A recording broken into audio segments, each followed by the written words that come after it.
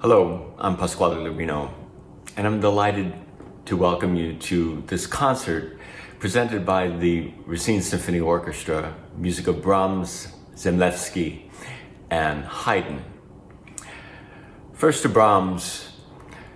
Brahms, of course, is one of the three Bs. We put him in the pantheon of great composers, certainly the prototype of the romantic composer, bringing that form to its zenith.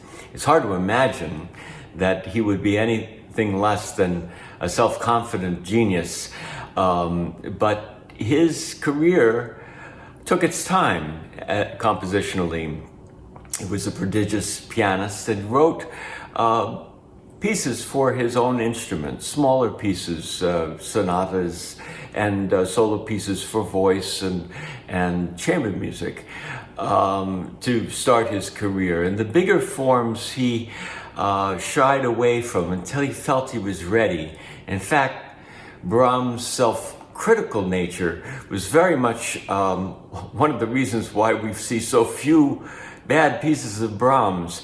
They had to meet his critical eye and ear, and consequently many of his works found their way to the trash bin that would have been worthy for many composers, but not for Brahms.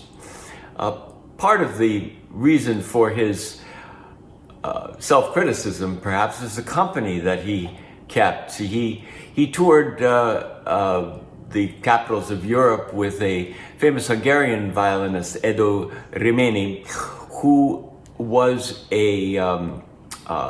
quite a virtuoso instrumentalist and knew many of the composers and performers of the day, including, and most significantly for Brahms, Robert Schumann and Clara Schumann.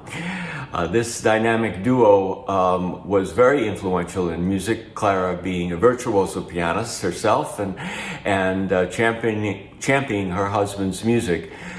Brahms' arrival in the household, and definitely he was an adopted son, was very much to his advantage. Schumann wrote, in fact, Robert Schumann wrote that Brahms was destined to set the musical world on its ear. This was a lot of pressure for the young Brahms, but he met the challenges. Actually, he was very important in the Schumann household, as Robert Schumann attempted suicide and then confinement to a sanatorium where he died 3 years later. He very much took up the household of Schumann, supporting Clara and her family of, I believe, 7 children. So this, during this period, clearly he met many of the great instrumentalists of the day and time, and among them was Joseph Joachim, who was well, by any standard, probably one of the most important violinists of the 19th century.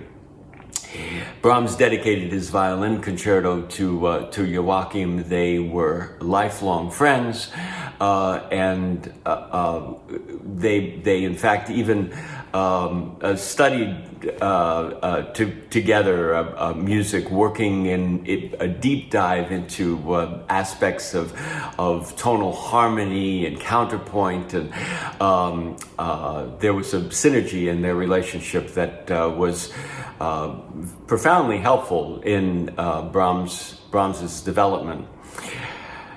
So, at the encouragement of Joachim and Clara, at a certain point after Robert Schumann died, he went off to the musical capital of Europe, Vienna, and he was armed with some of his latest compositions, including the A major piano quartet, which is the second quartet that he wrote.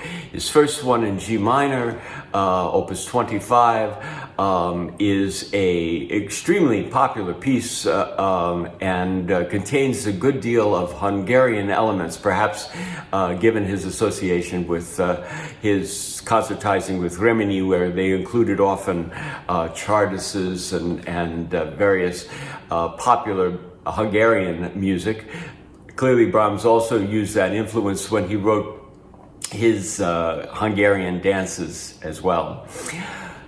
But the second of the two piano quartets, Opus 26 in A major, the piece we're about to play, is in fact his longest chamber music work. It's over 50 minutes long.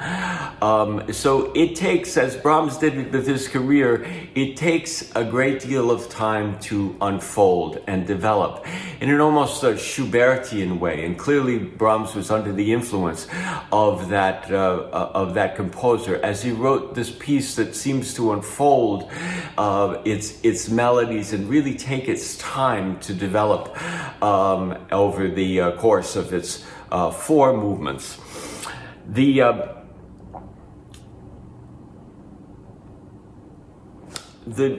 Just to give you a blow-by-blow of each of the individual movements, and I'd rather let the music speak for itself, but Brahms certainly demonstrates his clear sense of lyricism in the first movement. The piano introduces the first theme, and then that is built on by the string trio, and it certainly is one of the characteristic pieces of Brahms in its skill in developing these pieces, but doing so at an easy pace. There's nothing rushed about this music.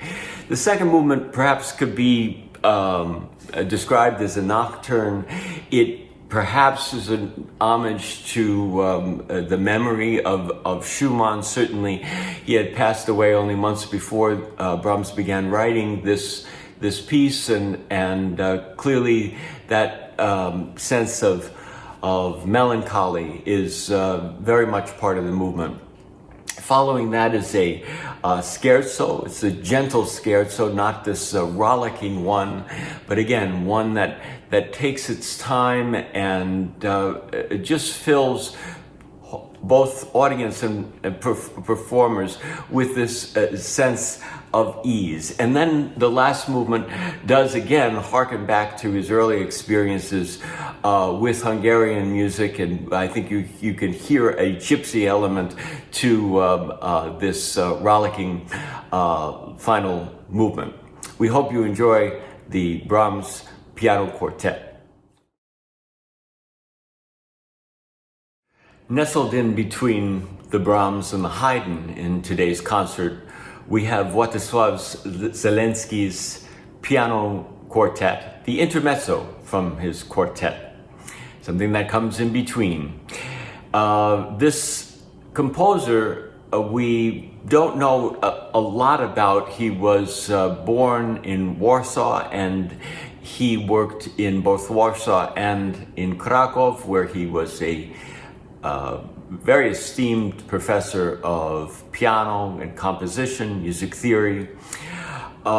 Many of his pieces were lost, and one would imagine that the tragic history of Poland and its wartime losses were very much at play in losing so much of his music. Thankfully, we do have this score which reveals a composer that had wonderful compositional gifts. And even though he was born about 5 years after Brahms, he shows an attempt to move into another school of composition, the neo-romanticism.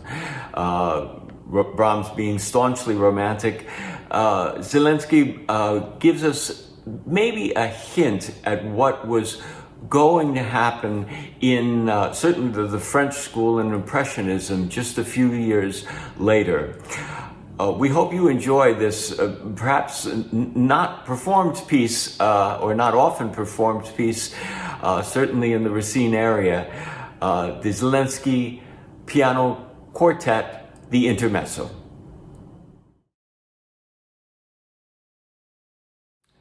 Now we turn our attention to the Haydn Concerto for cello and orchestra.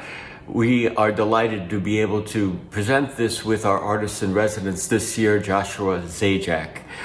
We're also delighted to be able to expand on our survey of the works of Franz Joseph Haydn in an attempt to play as many of his works as we can. We have a big job in front of us with over 104 symphonies, hundreds of chamber works. Not as many concertos, so we are fortunate here to have be able to display this concerto, but also because this concerto was lost to music history for a time, as many of the early works were of Haydn due to a fire that occurred in Esterházy, where Haydn had worked for much of his life.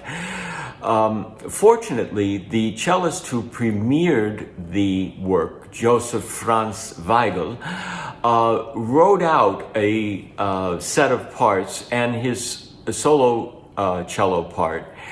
And it was in a library in Czechoslovakia in 1962 that this work was rediscovered, and cellists and the world have enjoyed it ever since. It's a three-movement work, one that has, the first movement has a buoyant, elegant sophistication about it, clearly putting the solo cello front and center, with a lyrical aria-like second movement, and the kind of quintessential last movement that we'd expect from Papa Haydn, complete with virtuosity for the cellos, that's bubbly, energetic, vivacious. It's hard not to come out of your chair and yell bravo at the end, which I'm sure you'll do, concluding this video presentation of our concert with the Racine Symphony. Thank you so much for joining us, and we look forward to seeing you live sometime in the near future.